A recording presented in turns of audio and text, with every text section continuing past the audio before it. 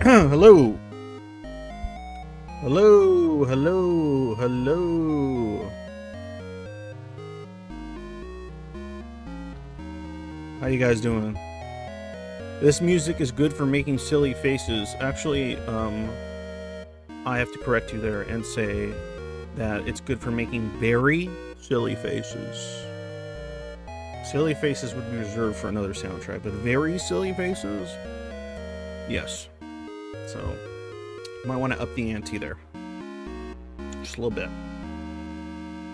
All right, Jenkins, this jam brings me back. Oh, okay, cool.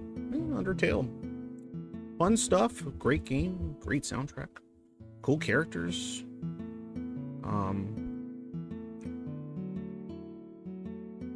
Yeah, good. It's good shit. Anyway, let's see here. What do we got? Interesting. So 50% yes, 50% no. Huh. Are you, because I asked in polls, I said, are you bothered by people adopting diagnosis labels without even trying to do some research? Yeah, you downplayed the faces. They had to be very silly. Yes, Trudy. No, I'm interested in the no's. I've been, if you care to state why in chat, that would be fun. But I'm curious as to why it would be a no. Because I put some research. I didn't put deep research. I didn't put, like, you know. I put some research. Unless those people are saying that they don't care how much research you do, you shouldn't put any kind of diagnosis label on yourself or self-diagnose at all. Maybe they mean that? I don't know. I can see the number one reason so many people saying no is because of nuance and being bothered by things. See, number one reason so many people saying no is because of nuance and being bothered by things. Yeah, I could see that. Okay. I probably shouldn't have used bothered. Damn. That's true. That's on me. I should have said, do you think it is good for people to adopt diagnoses labels without even trying to do some research? I think that would have been a better question. Thank you for correcting me there, Platonic. That's useful. Yeah, because a lot of Zoids wouldn't be bothered. They might think, well, that's a silly thing to do, but they wouldn't be bothered, technically. Okay. It's my stupid vote. I say yes, but that's my diagnosis, etc. But I don't really get actual bothered, like bothered. I think it's learning. I said no because I think most people who are deciding something like that based on zero research are probably in an irrational state, which doesn't necessarily mean they're a bad person or something. Interesting, Jenkins. I would have to push back on that and say that they might not be bad people, because I didn't say they're bad people. And they might not be irrational. They might just be mistaken. They might just be jumping the gun. They might just be making too many assumptions based on very little information. That would bother me. It would bother me that people do those things, but I wouldn't qualify them as bad people unless they're like doing it in some kind of weird, like, cynical way of like trying to garner sympathy or something, and they don't even care if it's applicable to them in reality or not. That would be kind of a bad person sort of type, but I think most are doing it for other reasons that aren't as nefarious or intentional, I would say. Okay, so today what I want to do is I'm gonna do a couple things at the beginning, and then I'm gonna watch a video, and you guys can watch it with me, and we're gonna talk about it. I watched about half of it, and I'm like, I had some things to say and thoughts, and I was like, okay, this might be a good one to watch with the folks on stream. So we're gonna do that today. I suppose there's some way it could be for malicious reason, but I wouldn't assume it. No, yeah, for sure. But you know what I mean when I say bothered. I'm not just stating bothered by like in a like the bother is going negatively toward the individual doing it. The bothered could be in conjunction with why it's happening at all. What sort of information is being put out there that's causing it, and things like that. That would be different ways you can be bothered by the same thing. So that would also qualify as being bothered by. Probably more problematic if someone diagnoses someone else without research. That's true. That is actually absolutely true. That happens a lot. I guarantee you a lot of the people throwing around the narc label onto others out there in the world probably haven't even watched a handful of decent, nuance-filled even videos on the matter of NPD. I would say a lot of people just throwing the NPD label around haven't even dug into it, even in the most cursory way, like, at all. Like they haven't even bothered, like, reading into it a little bit, watching a few videos, checking the credibility of those videos. If, like, they have a history of, oh yeah, they're being, like, reasonable, it's not like a channel they're going to that's like, how to spot evil narcs or some shit like that. Because yeah, that kind of content is probably just gonna screw up their understanding of what the hell's going on. So yeah, but yeah, I would say that probably causes some problems, but I don't think it causes as many problems as people not doing any kind of research and just going on the internet and taking on a label, through a handful of things they saw in a video, and then some confirmation bias, like hardcore. That's usually pretty shit, and it happens a lot. And it does more harm to them than anybody else in many cases, I would argue. But it doesn't entirely fall on the person doing it. So that's for sure. Okay. So, by the way, for those of you that just showed up, there's a poll. If you answer it, I'd appreciate it. Human behavior is silly. Yes, absolutely. But not haha silly. More like, silly. I don't even care about how it affects real people. I just don't like it because my probably schizoid values disagree with people who don't take time to understand themselves intimately. But that affects people. I'm confused. Why would it be a problem that they don't do it if it would have no effect on them? Or if the effect is irrelevant? Is it just because, like, you just don't like it? Because it just annoys you? Like, there's no... Like, the annoyance isn't... You don't factor in the fact that people are causing problems or for others that maybe are dealing with the actual issues. If you're not, that's fine. I'm just curious what you mean by not caring about the effects of it. I think usually when I don't like something, it's because I don't like the effects it causes. Like when it comes to, like, stuff like that. So it does, but I don't actually care about the effects. I think about it too much in the abstract to care about real world stuff. Oh, okay, I see what you're saying. So, but when I say people, do you also mean like people in a more kind of macro way? Like people? Society people you don't care? Or is it more like you just don't like the fact that it's they're misusing or misattributing information as in general? Like would it be the same kind of bother you would find with any form of misinformed assertion about oneself? Like it doesn't even matter if it's that or anything else. That's interesting. Anyway, no, I'll read if you respond. That's an interesting thought. I think I do care. I think I do care about the effects. Because it affects a lot of things besides themselves. There's a lot of like sort of what's the word? What's a good word? What is it? deviation, lower deviation, lower cause and effect, outward expanded cause effect shit. I'm bad with words. But in any case, yeah, that kind of stuff I could see bothers. But anyway, okay, so I have always had a problem with this.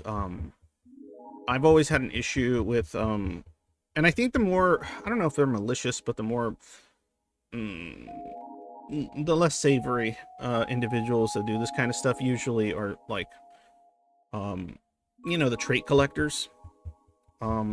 They might be doing it for like weird insecure reasons, or you know, trying to find some kind of like they're just so desperate for being a part of a group of some kind that, like, if they have 10 labels, then they can join 10 groups and increase their chances of you know, fulfilling whatever connection it is they're so desperately wanting. So there's that. I love this song. Feels like my brain. But yeah, I'm gonna check out the video. We'll go over a little bit. We'll see what they're talking about. But as far as my experience goes, yeah, I see it a lot. I see it with even applications that come in for the Schizoid server. Bugs me, because you know, we have to like go through these like applications that are just clearly superficial, or they saw maybe one of my videos kind of talking about it and then just, you know, went ham on the fact that they related to like two things in the things that I said, and then they apply, and then there's just like a bunch of stuff in there that you're like, oh, okay. And you know, obviously this is probably more common with more popular conditions and issues, and people just assigning a bunch of shit to themselves. Like anytime, I mean, it would have to be like the most insane exception, but anytime I see someone on Discord's profile and it has like 10 different conditions on it, like 10 different mental health conditions, I just don't take it seriously. Like, I don't. I'm like, you're either full of shit, or you're mentally ill in a way that's making you like need to assign all the shit to yourself.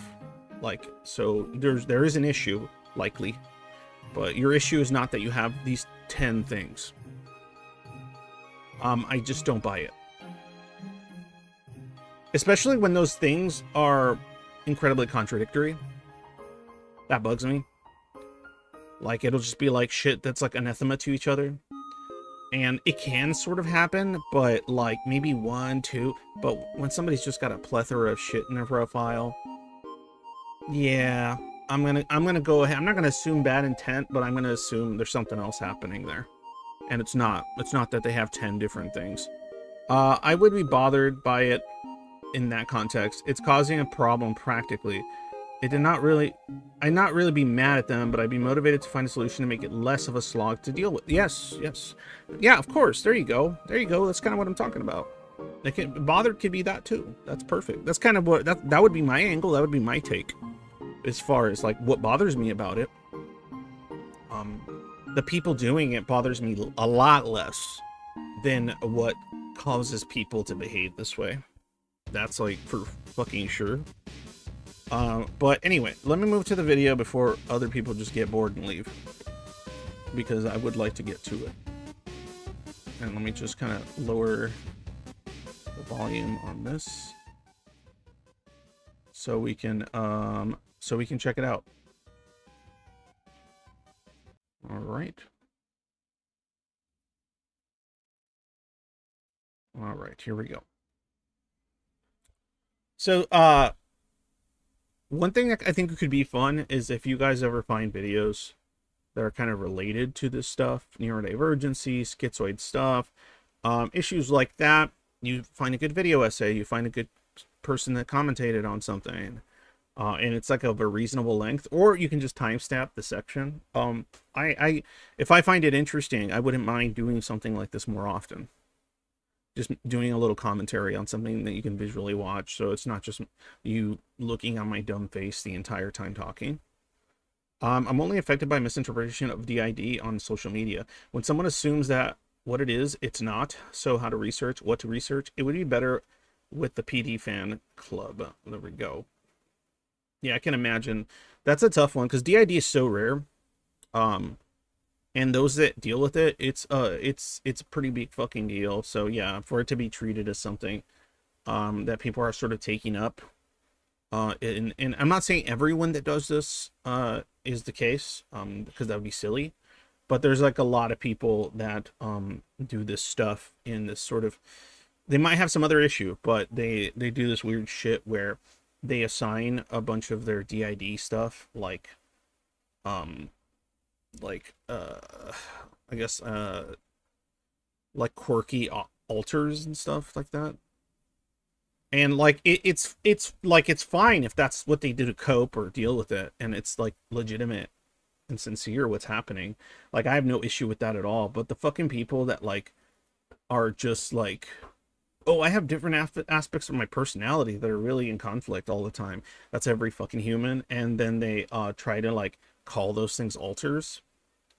And then like they give like aspects of themselves a personality and then say they like switch between them on the internet. In that kind of weird way like that. It's almost like using imagination. Or taking a fantasy a little too far. Those people are they can be a big fucking problem. But if it's somebody doing it because that's how they legitimately are dealing with you know, this issue, and I think DID is definitely one of those things that you should probably not be self-diagnosing. You should probably get some professional advice or someone to look into it. DID is like very complex. It is very multi-layered. It is fascinating if you look it up, and also very tragic. And you do not want to just watch a few videos and be like, I'm going to tell people I'm DID now. It's like, no. That one you want to go ahead and, yeah, that's a big one. This format has proven successful on other channels. Good luck. Perhaps this will get better algorithm results. I certainly hope so, because my entire goal is to get more viewership so that I can get mad for neurodivergent peeps as a whole and schizoids in particular, who I believe are just generally neurodivergent. I think it's part of what leads up to what happens to them. Mental illness attention farming is pretty fucking gross. Yes, it is. But that's the thing. A lot of people put the grossness onto the people doing it. And there is, if they're being that like cynical or whatever, I get it. Like, yeah, that's gross. But a lot of these people are doing it because they have other problems and insecurities and issues that oftentimes there's like a larger problem that's creating this uptick in this kind of shit. Thank you, and yes. No problem, Trick. I think it's mostly teenagers trying to make sense of their identities. That's part of it. Yeah, that's a big part of it. Yeah, for sure. Yeah, the vast majority of the people that are just like ticking a bunch of boxes on their like Discord or Reddit profile, yeah, they probably tend to be like late teens, maybe early 20s, and then eventually they probably figure out like, oh shit, that was just me going through a lot and trying to find my sense of identity, not me actually having something like DID or anything else of that nature. Or maybe they had something, but it's not like all those things. Especially kinning alters. Yeah, I've heard of that. I haven't dug into it very much, but I have heard of that. I'd like to learn more about. Yeah, it's just weird. Like I said, I think it's pretty rare for DID people to, actual people with DID to assign like quirky names and artistic characters to their alters. And so like I think most people, if they do that, it's because they probably keep it to themselves, and they probably do it just to kind of manage all the different things happening in their head so that they can kind of make sense of it and deal with it. Not because it's like, you know, LOL, so quirky or whatever. Identifying characters and aspirational role models is pretty normal part of growing up. This more literal embodiment is becoming more common, or at least more public. Yeah, Yeah, I can't disagree there. All right, let me start watching this. Like I said, I watched like the first like I think 6 or 7 minutes, and then I'm like, yo, this is good shit. Interesting stuff. I haven't watched her channel before. The channel is called, I guess it's a pretty big channel, Psychology with Dr. Anna. 603K subs. Oh, it's a goth psychologist. Interesting. Okay, let's see here. Yeah, I just saw that they had like a gothic novel, and I'm like, maybe they're a little more, you know, professional looking when they do their videos, and then when they go out, they're just fucking goth up. That's badass. That would be pretty awesome. All right. No, I don't need to go to my extensions. I hate this thing. Hold on. That's a thumbnail I got. Okay, here we go. So the video is called Research Confirms ADHD Talk is Misinformation. Right? Who would have thought? Today's video is... let me turn that shit up. Sorry. All right. Today's video is one of those research has confirmed water is wet topics, and yet when I've spoken about the fact that there's a lot of online misinformation about ADHD in the past, a lot of people have gotten really angry with me. Research has now confirmed what mental health professionals like myself have been saying for years, and that is that there is a ton of misinformation about ADHD online. In fact, the most popular videos about ADHD tend to be misinformation, and it's creating bigger problems. Let's dive into the research.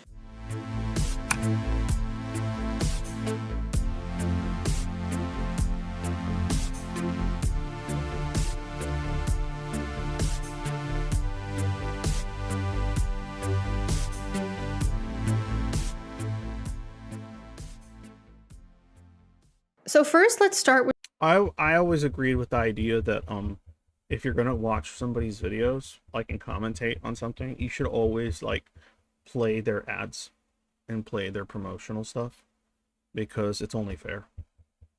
That's my thought. With the research showing that most of the most popular videos about ADHD on the internet tend to be very low quality.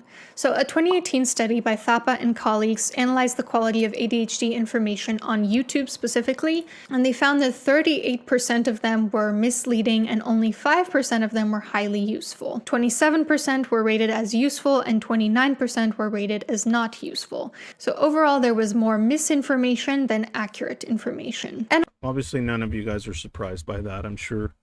I mean, that's pretty common as far as TikTok slop goes in general. So I doubt anybody here's like, what? But I think that's why they said it's a water is wet type thing. Makes sense. And also, the more misleading videos tended to have significantly more likes than videos which were highly useful and accurate. The findings of the study were sort of replicated then in 2022 by Jung and colleagues when they looked at the top 100 most popular ADHD videos, this time on TikTok rather than YouTube. Of those, they found that 52% were misleading, 27% were classified as just personal experience, and these tended to receive the most engagement. You know, people just kind of sharing about their own lived experience with ADHD. Then I started thinking, I'm like, oh man, oh shit, right? Like, so if there's that much misinformation and the most popular videos are people describing their lived experiences, I'm wondering how many of the people describing their lived experiences are people that ate up a bunch of misinformation and are using the same platform that they already used to get their information, which is, according to that research so far, what's stating is that it's misleading oftentimes. I'm almost 50 and stable. I still have not fully healed. I will always have some left of the ID made in my earliest years. Hey, you know what? You're doing shit with your life, and you're always been a cool cat, Trudy, so you keep fucking popping off like you do, alright? I wonder if dissociative fragments of DID would ever be able to reconcile. Oh yeah, I'm still stuck thinking about that. That's interesting. And only 21% were useful. Non-healthcare providers tended to upload the majority of misleading videos, and healthcare providers tended to upload higher quality and more useful videos. I want to give you some examples. That's not to say that healthcare providers do not upload misleading videos. There's plenty of pop psychology dumb fucks out there that are doing all kinds of fun psych mental health grifts, or just medical knowledge grifting. So because this is really interesting. Some examples of misleading videos were describing ADHD paralysis as a symptom of ADHD, stating that ADHD is equally common between girls and boys and that ADHD symptoms only intensify with the onset of puberty, stating that individuals with ADHD lack object permanence. Yeah. That one's goofy as fuck. That third one specifically. That's crazy. A lack of object permanence. You know how many people have issues with object permanence that have it's entirely coming from a place of, like, say, trauma or other sort of personality disorder issues and shit. Like, that's wild. That's a wild thing to say in regards to ADHD. Stating that anxiety shivers, random noise making, and being competitive are symptoms of ADHD. Random noise making.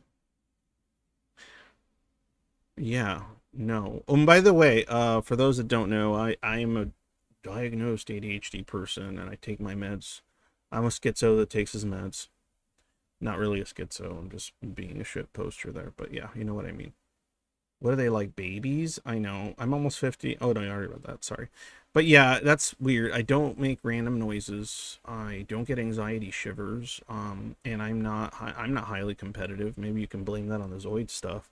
But yeah, I don't understand being more competitive. Being an ADHD symptom is, I don't know. I've known a few ADHD peeps. I've never noticed that. If anything, if anything, I've seen less competitiveness because they're like they're not that interested in what they're doing for that extent of the time. It's just like a form of entertainment. They're likely just going to move on to the next thing. So they probably won't. I would assume most ADHD people don't stick to specific games for like ever. And if they do, they probably don't get that competitive against like other people and wanting to win.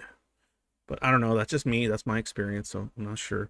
Let's see here. Once in the real world, I met someone that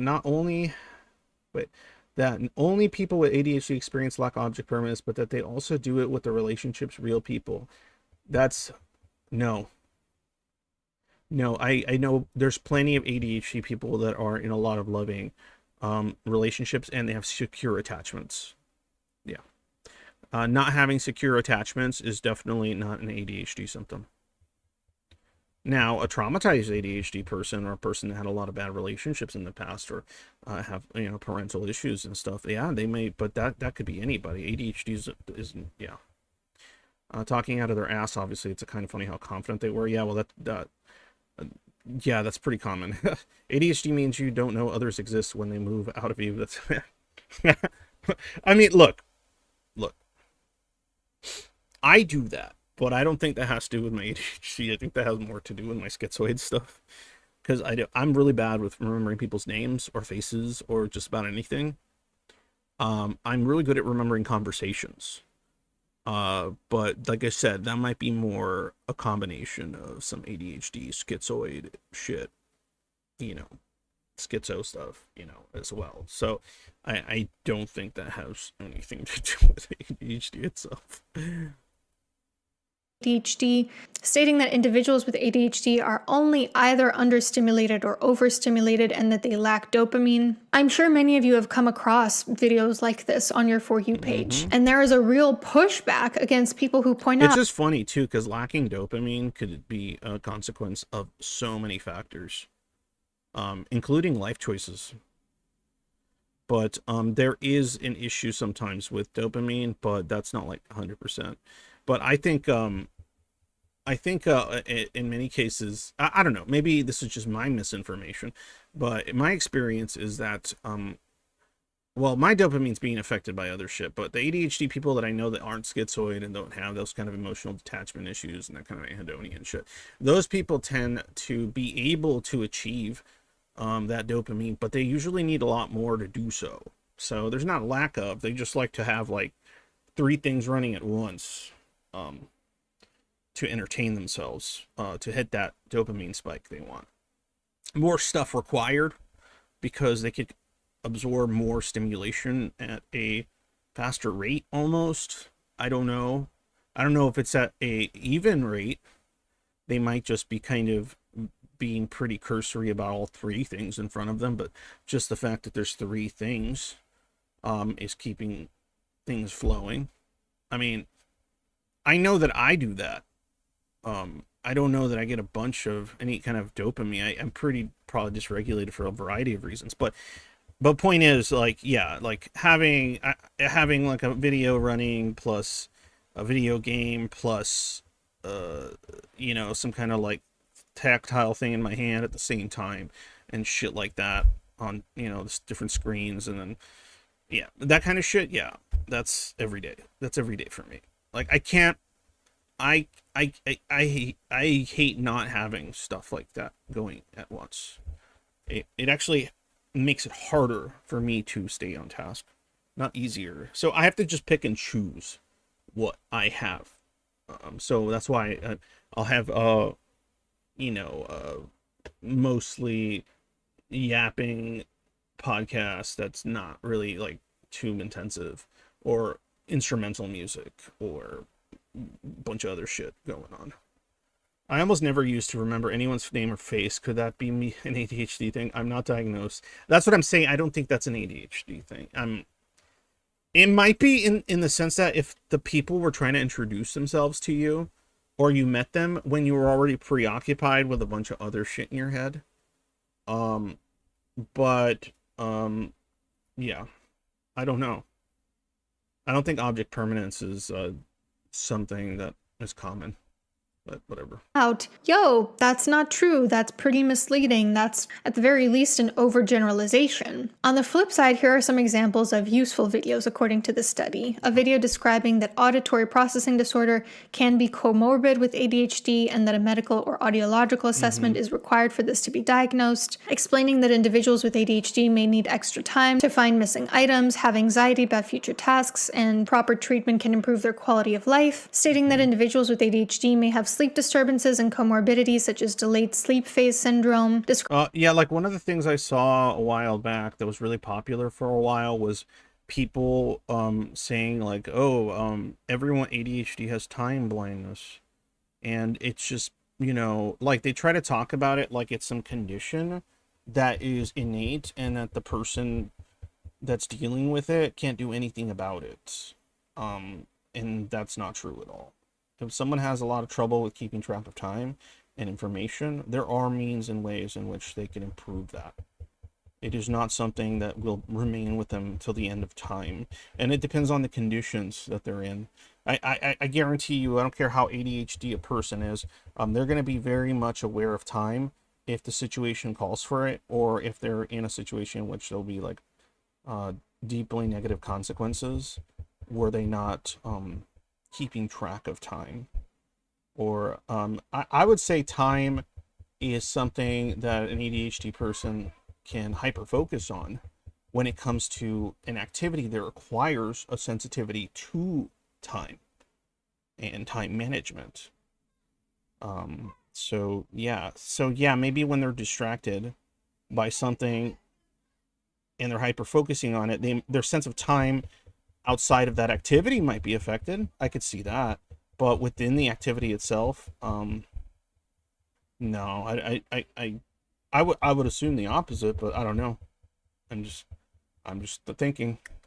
Describing ADHD signs and symptoms as daydreaming, sleep disturbances, and school difficulties, with a recommendation to see a mental health professional if they're wondering about ADHD. Describing ADHD signs and symptoms such as needing others to repeat information, forgetfulness, or struggling to complete tasks. So the majority of ADHD information, both on TikTok and YouTube, tends to be misleading, inaccurate, overgeneralizing. But even more recently, a group of researchers decided to ask, what are the effects of watching this misinformation? In just a minute, I'm going to tell you what... This is the part I'm most interested in. I got a little bit into this part because I got about like halfway through the video before I decided I wanted to just talk it here, because it's pretty good shit. This is the most interesting part. Like, what are the effects? That's what I care about. Personally, if people are just doing it and they're just, you know, doing dumb shit like watching a few TikTok videos and then going, that's me for real, and then just fucking that's it, yeah, that wouldn't be that big a deal. Like, I'd be like, that's concerning, and I would be concerned at the like the more kind of larger scope consequences of that. And this is what captured my attention the most, because they kind of talk a little bit. Research has found are the consequences of listening to ADHD misinformation. But first, a quick word from today's sponsor, Ground News. Obviously, it's really important to make sure that you're getting accurate information when dealing with online. Ground News is weird. I've used it before. It's weird. It kind of works on like a sort of superficial level, but look. My worry with something, I know this is off topic. My worry with something, because Ground News, basically, for those that don't know, it's like an app and stuff, and it has its own algorithm, and it basically tries to decide, like, oh, is this right wing, is this left wing, is this center, and it shows you percentages for, like, oh, you know, how many people that are on this side read these articles, and blah blah blah, and that's fine. It's just what I find weird is if people are using it as like a source of accuracy, like a begin and end all, when it comes to like this sort of stuff. That could be a problem. But anyway, that's just whatever. Sources, and Ground News helps you do exactly that. Ground News is a website and app that gathers related articles from around the world in one place with context about the source's political leaning, reliability, and ownership, so that you can compare how different sources cover the same topic. They work with 3 independent news monitoring organizations to rate the bias and factuality of news outlets. So let me show you how it works with examples. A few weeks ago, I heard that a famous TikToker named KB Lame was detained by ICE, but everyone was saying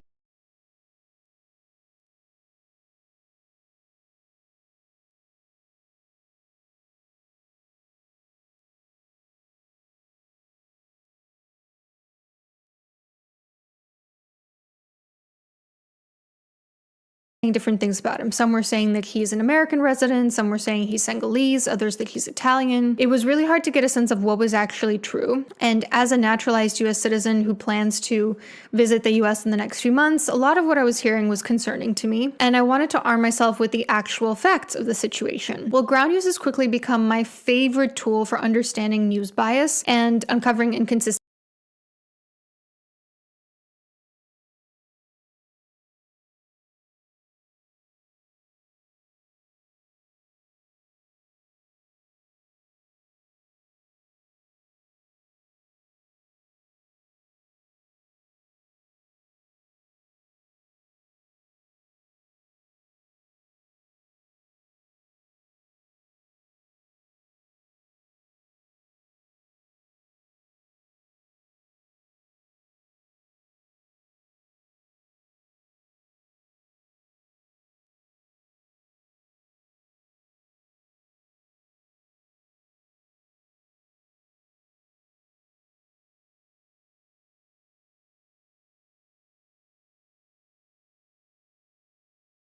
between news sources. By looking up KB Lame on Ground News, I discovered he's actually an Italian resident who overstayed his visa in the US. And I was able to compare a summary of what sources who lean left, right, and center had to say about his case, using the bias comparison feature.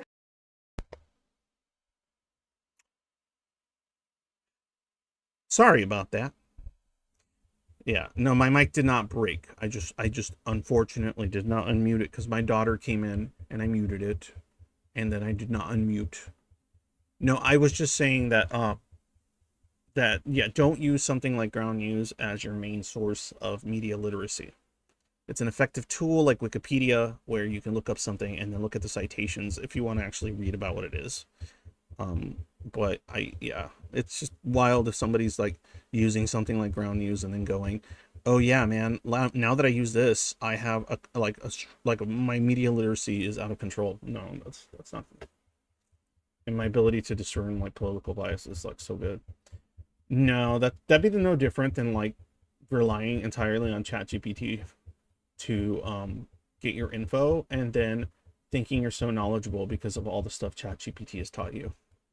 It says left-leaning outlets frame KB Lame's detention by ICE as emblematic of a harsh and problematic immigration enforcement. Right-leaning sources highlight his visa overstay and border rules violation, and pivotal divides emerge over the framing of Lame's departure as either coerced or self-deported. You can also see the biased distribution of a particular topic. So like if one side of the political spectrum is covering a topic more than the other side, which is always interesting because it's like, well, that's what I do. Why doesn't that side cover it more? So for this one, 30% of the sources were left-leaning, 18% were right-leaning, and 53% were center. Another feature that I really love about Ground News is it actually shows you your own political bias. Do you tend to read news from one side of the political spectrum more than the rest? I find that this is really important to know because it tells you whether you should be mindful of media manipulation by one particular type of ideology. Yeah, this ad's going a little too long, but for me, it said that 32% of the stories I read recently were left-leaning, 46% were center, and 21% were right-leaning. Ground News is genuinely such an important tool in today's world of media manipulation and political polarization. I recommend it to all my friends and family, and I recommend it to you as well. Subscribe to get 40% off the Vantage plan by scanning the QR code on screen or using my link ground.news/Dr. Anna. Now back to the topic of the video. What does research say are the consequences of consuming ADHD misinformation? Yes. So a study from this year, 2025, aimed to experimentally investigate the effects of watching TikTok ADHD misinformation on viewers' knowledge, stigma, and treatment-seeking intention with regards to ADHD. So they sampled 490 participants who were... And remember, for those that are a little more macro about this stuff, I'm not watching this because it's specifically about ADHD and I have ADHD. It's just that I feel like maybe I could speak on it a little bit more because I do, but it's more about the issue as a whole. Because she's talking about research in regards to misinformation when it comes to TikTok and shit and ADHD. This is applicable to just about anything, including personality disorders, including schizoid, which probably doesn't have very much content, but other conditions and issues and other types of neurodivergencies either, and medical issues. It's just a fucking big problem. 18 to 25 years old and had no history of formal ADHD diagnosis or treatment, but did endorse 2 or more current ADHD symptoms, often or very often. And these participants were assigned to one of 3 groups: those who were shown accurate ADHD information, those who were shown ADHD misinformation, and a control group. So the results found that those exposed to misinformation showed significantly less accurate ADHD knowledge, surprise, surprise, but higher confidence in their knowledge. This is a classic example of the Dunning-Kruger effect, when somebody knows... Back to what you were saying, the person, I think it was you, you guys can hear me now, right? Yeah. I think it was you, Platonic, yeah. That person that was telling you that shit about ADHD people having no object permanence in real life, and saying it so confidently. There you go, right? There you go. This study at least is showing how confident people are when they're given like shitty TikTok videos compared to like you know, something that's actually useful and accurate. That it may also be a content creator or TikTok video or whatever, but it's probably a little longer or a little more nuanced. Knows a little bit about a topic but overestimates how much they actually know about it. Those exposed to misinformation also reported greater intention to seek treatment, both treatment that was evidence-based and non-evidence-based. The researchers also proposed that misinformation may lead to self-diagnosis. An individual views information or misinformation about ADHD online, relates that information to their own experience, then begins to pay greater attention to their behaviors that align with the information online. Exposure to misinformation is likely to prime individuals to symptoms they may experience, thus framing their behaviors in the context of a diagnosis or health condition and over-reporting symptoms. So I've been saying this for years. So that's an issue, right? Like if you have, like it was said before, when you have a popular videos being people that are talking about their lived experiences, some of those people that are now talking about those lived experiences are basing their assertion about being ADHD from misinformation that's already highly popular regarding, say, this condition or any other. And then that kind of feeds into the same cycle of people producing videos based on their lived experience of the things they assume are ADHD because they watch videos of lived experience of people that assume that from watching misinformed like pop psychology videos and shit like that, right? And so then it just goes ba-boom, ba-boom, ba-boom, ba-boom. And sometimes it's not even a mental hypochondriac. It's because they're assigning a symptom or trait that might be applicable to a lot of people for a lot of reasons. And oftentimes they might say, oh, ADHD people have trouble with this. But there's a lot of reasons a person could have trouble with that, right? But they're hearing that and they go, I have a trouble with that. Oh, I must be ADHD. The person saying they have ADHD is saying that that's the case, but they're not thinking the person saying they have ADHD might be doing the same thing they're doing, and so on and so forth. And it's funny because it would be the fast, quick pop videos that would get somebody's already kind of decreasing attention span in general because of things like TikTok and everything. And so then they're going to like see that, and then that's going to be enough. And then the videos that actually go into nuance that might, if they sat and watched it and it was longer, would explain like, oh, I do that. Oh, but not for that reason. Or I do that. Oh, wait, no, that's different. But they're not watching those videos, right? And so because they're not watching that and they're watching the short form shit, they're just getting like these broad strokes thrown at them. And then it's really easy for them to sort of just apply it to a variety of traits. Like they could just be fucking lazy, right? But then it's like, oh yeah, I don't like doing that stuff either. Like ADHD people, right? So that must be why I don't like that. And it's like, no, you have to go deeper. That's not enough. And it causes these like weird cycles of information. And and I'll get into why it gets deeper and why, unless they do, because I haven't watched, I stopped watching it about this point because I wanted to watch it here. So I'll talk about what I think are more systemic problems when it comes to this particular, you would think, oh, big fucking deal, angst. People watching them fucking stupid TikToks and they think they got ADHD and they don't, and then they make mistakes saying stupid shit on the internet. Like, right? Like it's a lot worse than you think. When there's misinformation about things like ADHD online, people will say, oh, if you rewatch the same show all the time, that's a symptom of ADHD. And then people go, oh my God. Speaking of extra bendy fingers, ooh, I got those digits that bend. See, not everyone can do that. Some of us can. Must have ADHD. I can do that with my toes, and you go and tell other too. people you rewatch shows too. Ew. You should look into whether you have ADHD. Through repeated exposure to ADHD content online, individuals may be more apt to relate their behaviors to a diagnostic label of ADHD. Remember, some of these things that people are saying are ADHD symptoms are literally just normal behavior, or sometimes just comorbid with ADHD, but a completely different construct, or actually a completely diagnosis altogether. On the other hand, those exposed to accurate ADHD information had significantly better ADHD knowledge, again, as you would expect, and also confidence in their knowledge. And there were no significant effects on ADHD stigma based on which videos the group watched. Also, videos perceived as more entertaining were significantly associated with ADHD knowledge and treatment seeking. That is terrible. That is terrible. This video is more entertaining. It must be more knowledgeable. Like, I would argue that the most informative videos are probably not that entertaining. Unless you're just interested in the subject, in which case it's entertaining because you're interested in the subject and you want to get into it. Especially if it's, a topic that you're like, is this me? Like, you want to watch the more informative. You should choose informative over entertaining. I know that can be hard because entertaining is so much fun, but if it's something serious, then it's probably, you're not just looking at it casually.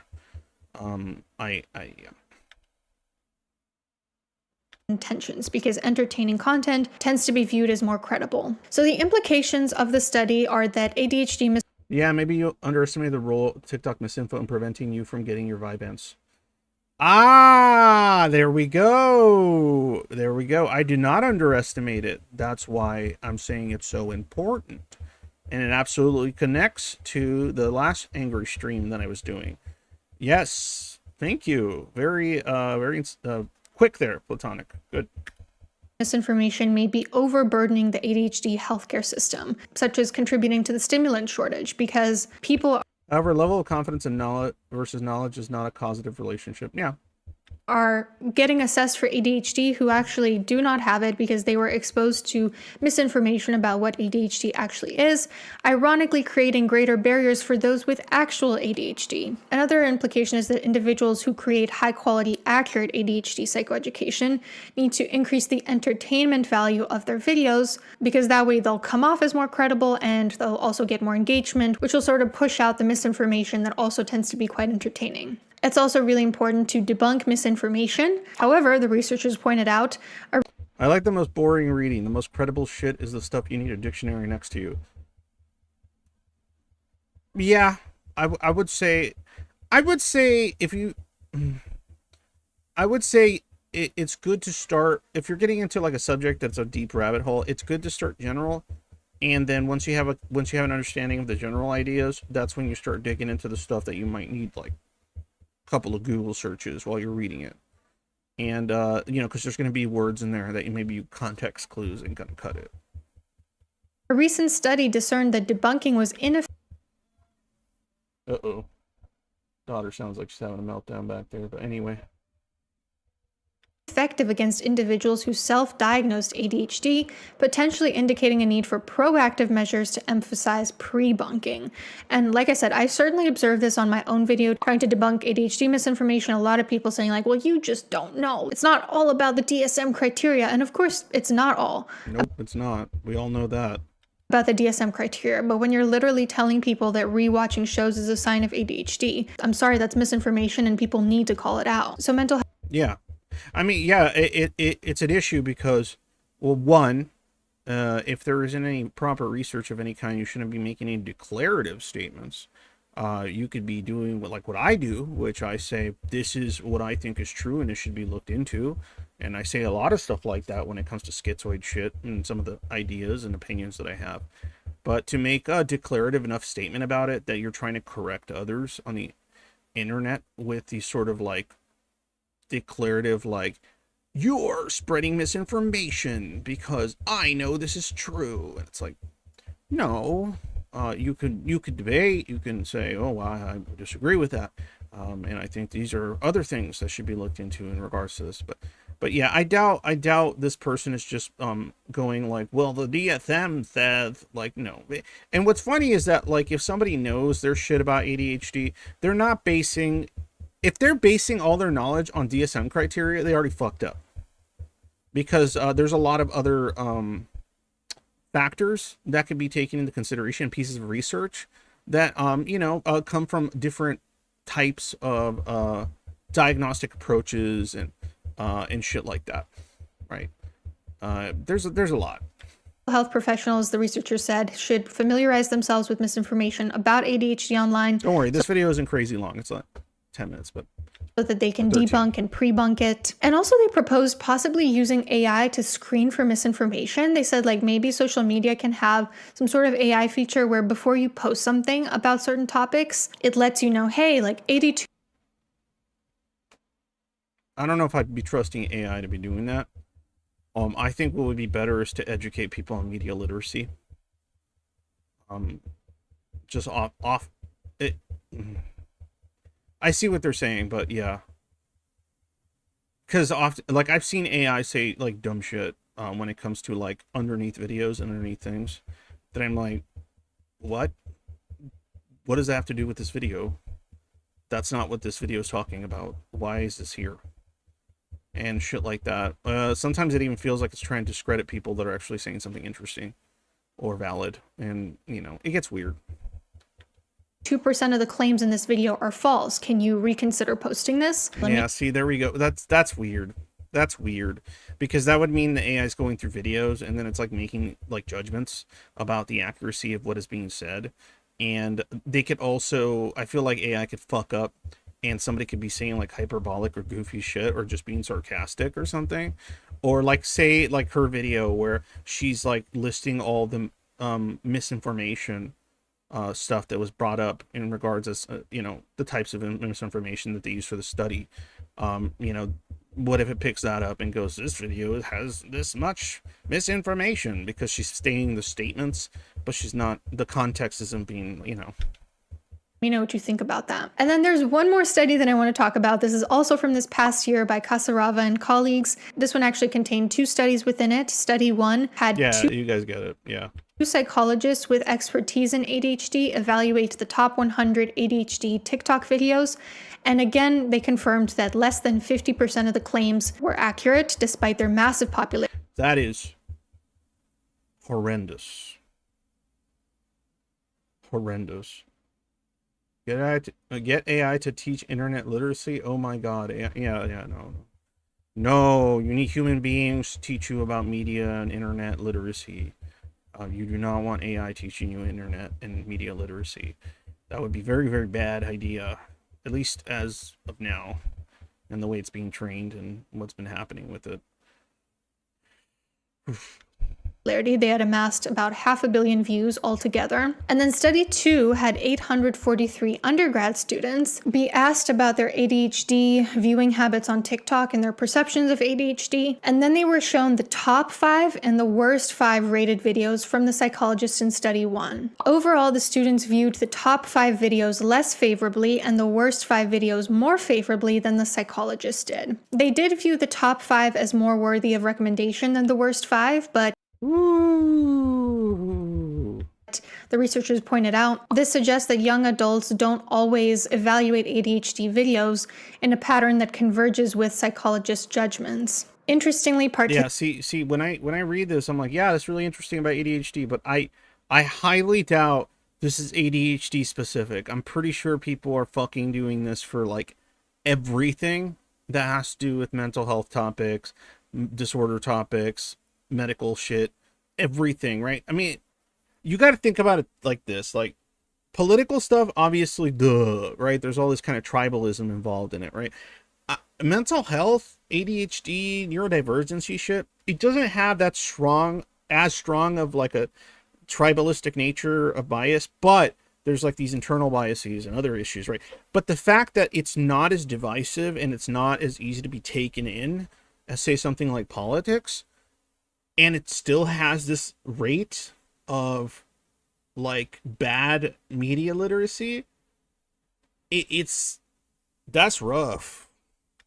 Participants with a self-diagnosis of ADHD perceive the top and bottom rated psychologist videos as well as the typical TikToks they watch in their day-to-day life more favorably than did those without ADHD. Those with a self-diagnosis of ADHD also perceived the bottom-rated videos more favorably than did those with a formal ADHD diagnosis. You know, it'd be an interesting study would be to have these like shitty ADHD videos and the good ADHD videos, and then have people that understand what it is and are diagnosed with it.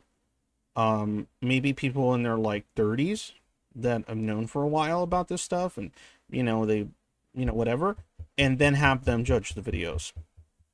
That would be really interesting on accuracy, on what being said sounds right and doesn't sound right, and like non-professionals, right? But to have ADHD themselves, that would be interesting. Like, see if how much it changes as far as like how bad these rates are.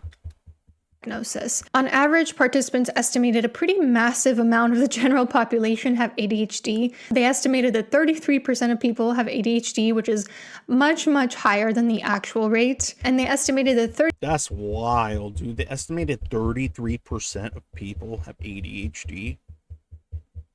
Fuck. If that was the case, man, they'd actually be doing something about some of this shit in a real way. I'll tell you that right now. If 33% of people had fucking ADHD, oh yeah, you'd see a lot of money being poured into that subject, and actual help and support and all kinds of shit that would be more effective in, as far as like the psychology of someone with ADHD and how it impacts and shit like that. Yeah, you would get a lot more support and more real shit. If and you wouldn't have you wouldn't place an emphasis on like what I was talking about before. You wouldn't place an emphasis on making sure people don't get addicted to Vyvanse over we got to get this Vyvanse to people, because if it was 33% of the population, I guarantee you there'd be a harder push to make sure that these people get the fucking medication that need to let them fucking get shit done they need to get done to survive this already kind of shit system of life we like to say we inhabit. 31% of their family and 36% of their friends have ADHD. And now there is a genetic component, and it's possible that people who have ADHD are more likely to hang out with other people who have ADHD, but still, these are some pretty massive estimations. Those with a self-diagnosis were more likely to estimate a large ADHD prevalence in the general population compared to... That's interesting. I wonder if ADHD people would attract other ADHD people. And also, it's not talking about like the kind of subcategories of ADHD and how they sort of manifest, because there are people that are, I guess, considered more dismissive, not dismissive, I'm so tired, oh my god, hyperactive forms, as well as oh my god, it's what I and my daughter deal with. Oh Jesus, that's how tired I am. Starts with a D, I think. Not detached, where you just kind of float away. Fuck. 33% of the population is drunk right now. I believe that over 33% of the population has ADHD. Fuck, what's the word? Inattentive. Thank you. Fuck. Yeah, inattentive. I'm an inattentive type. I don't know. My daughter who got diagnosed is an attentive type. That for those that don't know the difference, an hyperactive ADHD person, disenchanted, yeah, that too, but hyperactive ADHD person tends to be like the more stereotypical ADHD person that's just like whoa, like jumping all over the place. It's probably more often seen in children too, because like by the time somebody that's like that is an adult, they like have to learn a bunch of adaptations. Discombobulated, yeah, that's a good word, in order to manage like this kind of impulse control and like being like feeling like boo boo boo like that, you know, like you think of some fucking character like Pinkie Pie from, you know, My Little Pony Friendship is Magic. Like that's what a lot of people think of when they think of ADHD. A lot of ADHD people are more like inattentive, so they might be like pretty low key, like, and you wouldn't guess, but internally they're like jumping from one thing to another, but they're not like expressing it or being super actionable about it all the time. And also like they're the type of person, and I have a lot of experience with this, where somebody's talking to me, even if like I care about what they're saying, if they're going on a little bit too long and I can kind of guess where it's going, yeah, like my brain starts just thinking about other stuff. And it's not necessarily because I'm not interested in what they're saying or I don't think what they're saying is important. It's just that like my brain goes, I think I already figured out what they're gonna go say. So the stimulation is at its peak, and my brain just goes, I'm gonna think about tangential things about what they're saying now.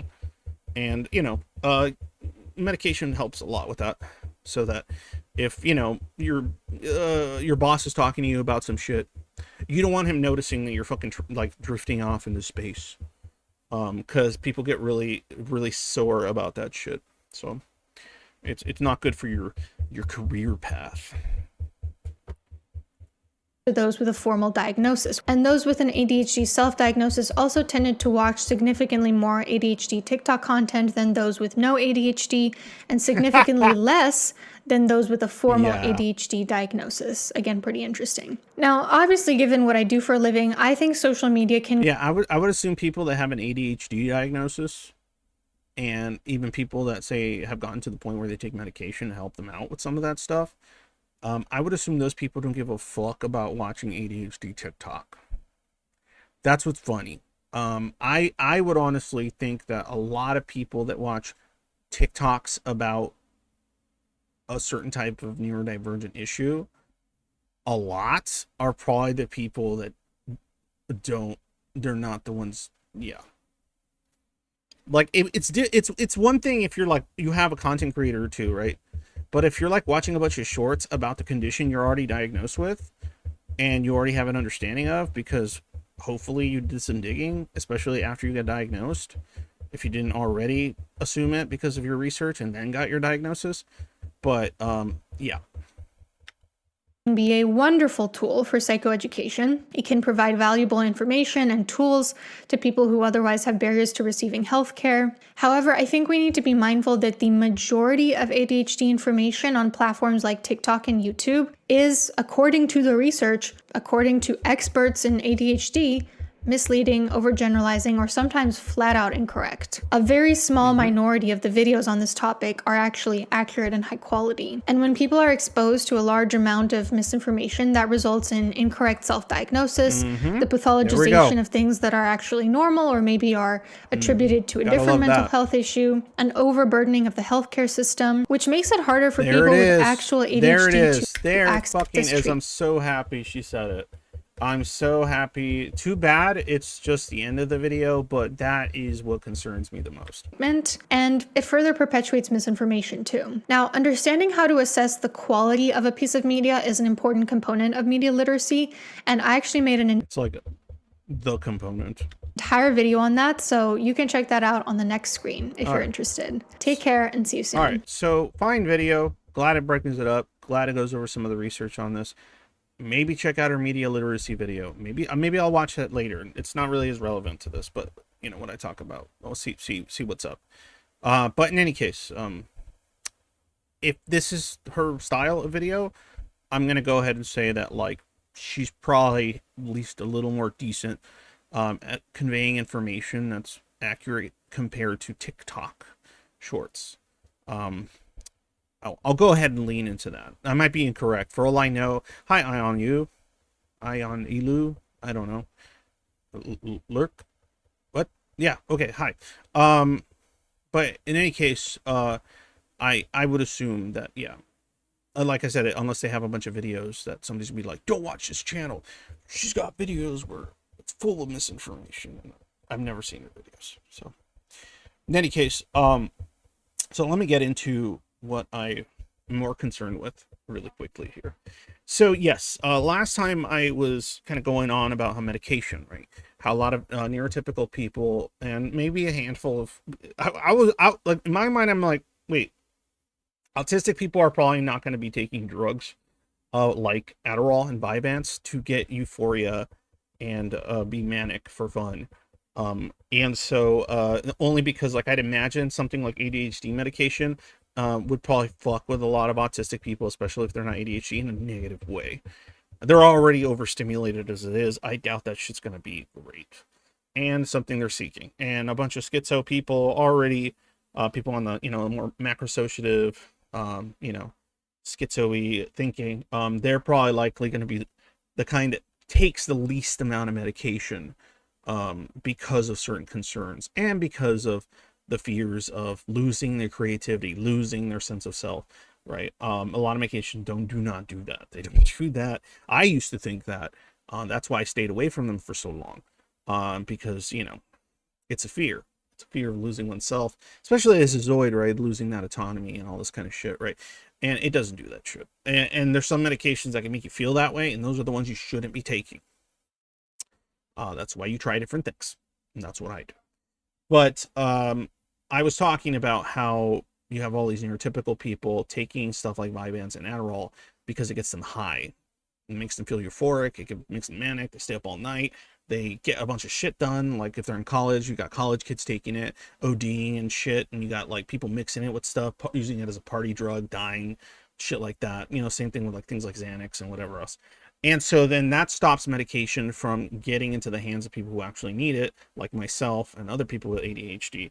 And it puts barriers on our ability to get that shit, to keep that shit stocked as required. And the withdrawals of not taking a dose for a day or two, yeah, they tend to be pretty bad. It's not like bad as in like painful usually, but it's bad as in like you just feel like shit. Sometimes you're nauseous and you're just like, oh, fuck. Like it fucks with you because yeah, your brain got used to it for a bit. I mean, if you stop taking it, eventually you just go back to just being ADHD without any extra help. Like, but the withdrawals from not taking it for a day or two, you get in the way of you being able to do your job and get through the day. And so being able to get your fucking meds is important. And people misusing these meds is fucking over these types of neurodivergent people in a serious way. It also affects their ability to want to even take their medication, right? They don't want to deal with that shit. They don't want to deal with having to make sure that they pick it up on the day of, because that's how a lot of this medication is in many places. You have to like pick it up the day it runs out, right? There's no like overlap of like 3-4 days where you got like 3 or 4 days to be like, oh man, I'm running out, I better go pick up my meds. No, you could have 3 fucking pills left, right?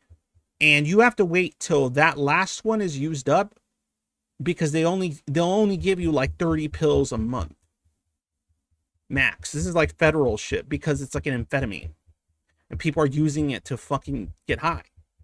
So I was talking about that last week, and this video I thought, ooh, suggestion by the way by my buddy Era, who sent me this one. This video is top notch because of that, because it's essentially mentioning that these like this issue with things like TikTok and self-diagnosing, it impacts the health care industry, right? So you got all these fucking people that, according to the research she brought up, are getting misinformation, self-diagnosing, because they're getting like weird, vague, general information, sometimes outright bullshit, right?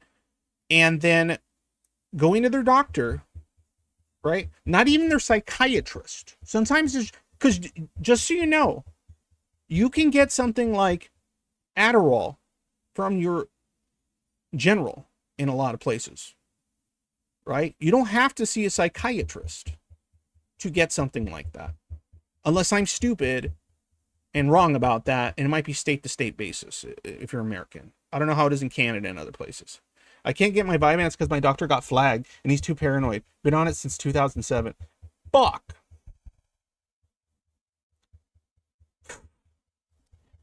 Get it somewhere else, man. I don't condone this behavior, but if you have ADHD and the health industry is fucking you over, man, like, you get that shit wherever you can. You got an ADHD bud that's got a few extra pills somehow to spare, you fucking get what you need, man. Because that's fucked. That's so fucked. But anyway. And so then you have these people, and they go to their generals, and they're saying, I get mine filled on day 28, 29 every time. Have about a month's supply pile of 60 million. Smart, necessary. I'm glad you can do that in your state or wherever you're getting it. It's not the case everywhere. Unless you're getting it from other places. Yeah, I can't do that in the state I live. In California, I cannot do that. I have to get it the day it runs out. There's no crossover. I talked to my psych about it. I talked to the pharmacies. There are some weird ways I've noticed, but it's like a big pain in the ass. You could like finagle it by switching between like one pharmacy to another of an entirely different type. And then sometimes you can kind of like get a little early or something. But that's crazy that you have to fucking do that. But anyway, so you have all these like people saying, I have ADHD because I saw a bunch of TikTok videos and I related to them. And, you know, they're in their 20s or something. And they go to their doctor and they go, I think I have ADHD. And then they make them take a little sheet. And they already have all this fucking bias about like, oh, yeah, I have that. Well, yeah, that sounds like something I do sometimes. And so then they get their fucking, you know, oh, yeah, here's your Adderall. Here's your Vyvanse. And then those people take this shit, right? And they don't have ADHD. And guess what happens? They take it and they're like, wow, I feel great. I can like focus on stuff. And I feel like, ooh, I feel like I can do anything. Ooh, it feels like they fucking did a line of cocaine, right? So they think, where's this been my whole life? And they don't have ADHD. That's not, an ADHD person that takes this shit does not feel like that. If you have ADHD, if you think you have ADHD, I think that's a great way to diagnose it. Just give them a Vyvanse or an Adderall and see what happens that day. One pill. And then if they're feeling euphoric and manic and they can't go to sleep and they took it in the morning, they don't have ADHD. That's my guess. My guess. I don't know. But I don't think they have it. Because every ADHD person I've ever talked to that takes Adderall or Vyvanse or anything like that, what they describe is, I feel chill and focused, a little more energetic.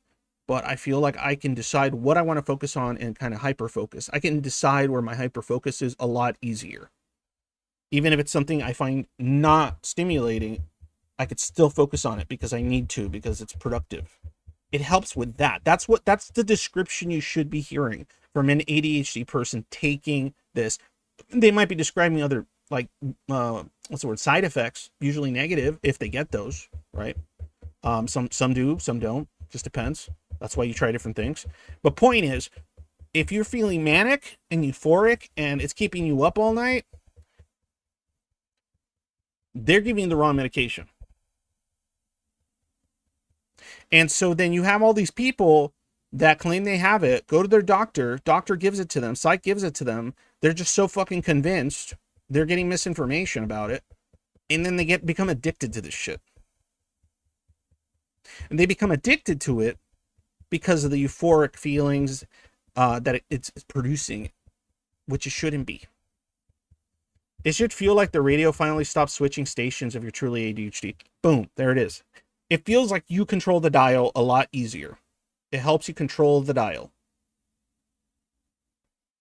You can go a little crazy with it whenever you feel like it. But point is, when you need to control the dial, it helps you do that. It does not make you euphoric. It does not make you feel like you could take on the world. Talk to your doctor. If you're taking it and that's why you think it's great, that's probably bad. You want to check that out.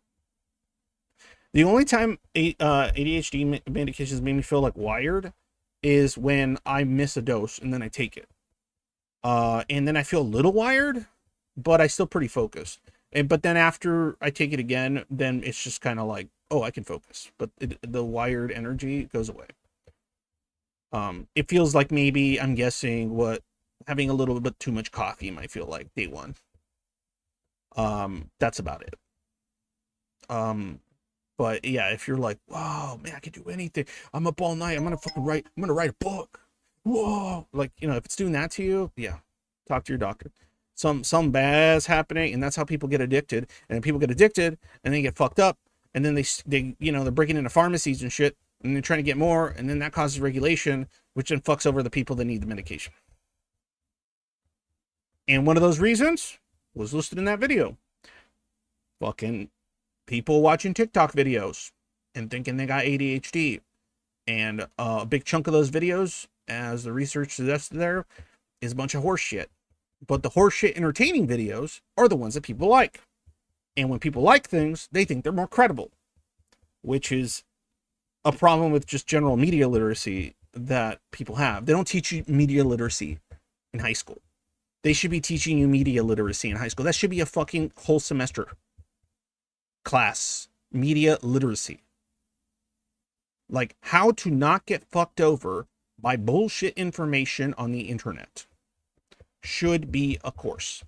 Of course, they probably don't want to teach that course because, propaganda businesses and other shit like that love the fact that your media literacy is absolute shit on average with a lot of people. So I can imagine, I can see people lobbying against media literacy classes, claiming the parents should be the ones that teach their kids about how to look at propaganda and information and such. Okay, the same parents that bought into it because they lacked media literacy. Okay, no, bad. That's the same argument for people that say that like only parents should give children access to any kind of sex education. That's stupid. You know how many parents will just go their entire a kid's entire childhood and never fucking sit down and talk to them about it? Jesus Christ. And they won't talk to them about it until like they're already doing stuff and they're confused, or they're freaking out because they got a blowjob and they think they got a girl pregnant because they don't know shit about the subject. And then that's when the parents have to talk to them about it because that's how long they wait. It's the same thing with something like media literacy. It needs to be taught in schools. And it needs to be taught in schools because you get people that are watching TikTok videos and believing it and then getting diagnoses and then taking medication they're not supposed to, then getting addicted and then fucking over the people that need it because of the regulations that are being made to stop the addicts, stop the college kids from ODing on Adderall. Revealing how un-American I am, but several classes and units throughout social studies and English language arts across my compulsory education was focused on media literacy. Good. Good. Good. I'd like to see more of that here in the States and various countries where it's not happening. Because it's fucking dumb. It's fucking retarded. That shit's stupid as fuck. So yeah, so if you're out there, you have ADHD or any other condition that you take a medication that helps you, that is highly regulated and that causes you a lot of fucking problems, there you go. Research confirms ADHD talk is misinformation. Boom. Now, there's one variable right there that's causing you these problems. One branch of many that are causing people to get diagnosed by their general practitioners because they did some cursory bullshit TikTok research, convinced the person and convince themselves that they have every trait or many of the traits that which they truly don't because they don't understand what it actually means, and getting medication that's fucking them up and causing these regulations to happen. All right, there you go. One pipeline, as they like to say, of how that could occur. You know, always the parents, everything else. There's a million things, but there's one there. Now you know. If you didn't know that, there you go. That's one reason why you have to fucking wait, or why it's so hard for you to get your medication. Because it's Adderall, because it's Vyvanse, because it's considered an opiate, or not an opiate. Wait, it's the same? I'm stupid, and I'm tired right now. But basically, they treat it like it's meth. And that's because it kind of is, but it's not really meth. But people are using it like recreational meth. TikTok equals brainwash. Sort of. That's a whole different conversation I'm not going to have right now. I think TikTok has a lot of good things going for it. And it has, as far as like, it causes, like, say, more political division, but it also causes amohetamine, right? Yeah, there you go. But there's people out there essentially using like it's like some kind of meth mixed with like a line of cocaine, and that's the problem. But no, yeah, the good things that come out of TikTok, in my opinion, are because some of the trends tend to be about corruption, propaganda, and amphetamine. There you go. That's what I was like, amphetamine. I was like, what is that? I thought it was an amphetamine. Yeah, it's an amphetamine. And so yeah, like it lets people like that normally would be just complete grillers actually, like, you know, sometimes superficially, but nonetheless ask or be interested in political matters. And I think that's good. I think that is very good. Like, for example, if it weren't for things like TikTok and YouTube, things like making sure that you keep bringing up Jeffrey Epstein and Epstein Island and the Epstein files and shit like that. Other movements like don't kill video games, or don't kill games. Other types of advocacy that is actually of use. Other types of things like class consciousness related shit would be like fucking not there. The average person wouldn't know jack shit. I'm glad they know something at least superficial about that kind of stuff. And it makes some of the ones that would just be grillers go, maybe I should just stop being a griller about this, because it's popping up and all the shit and my friends are talking about it because they saw the videos. And so it's going through this like social avenue that is really useful to people that are neurotypical usually, as well as definitely not schizoid. So yeah, I doubt a lot of schizoids are watching a bunch of TikTok and then getting their information from there and trusting it. I really fucking doubt that.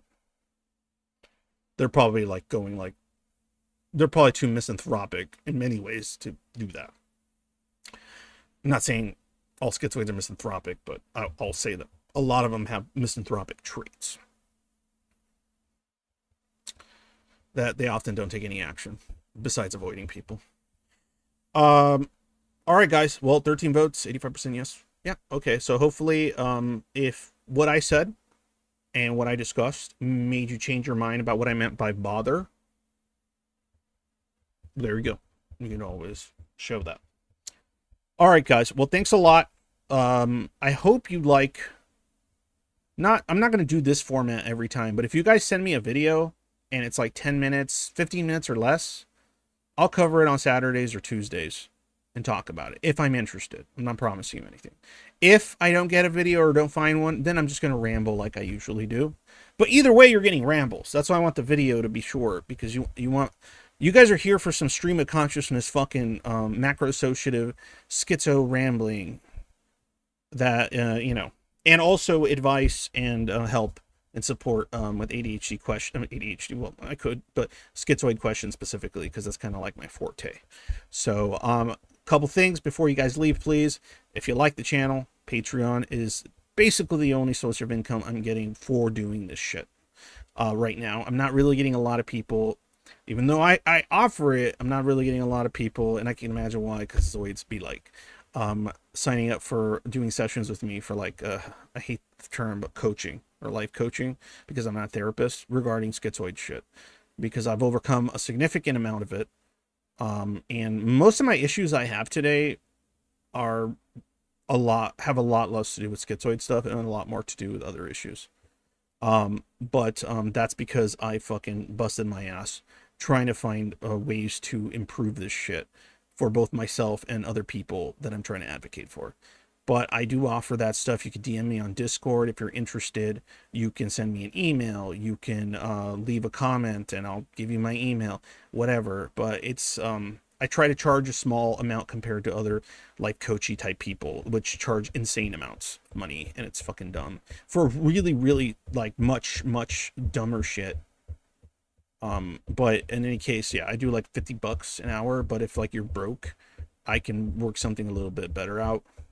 I can't do this shit for free because obvious.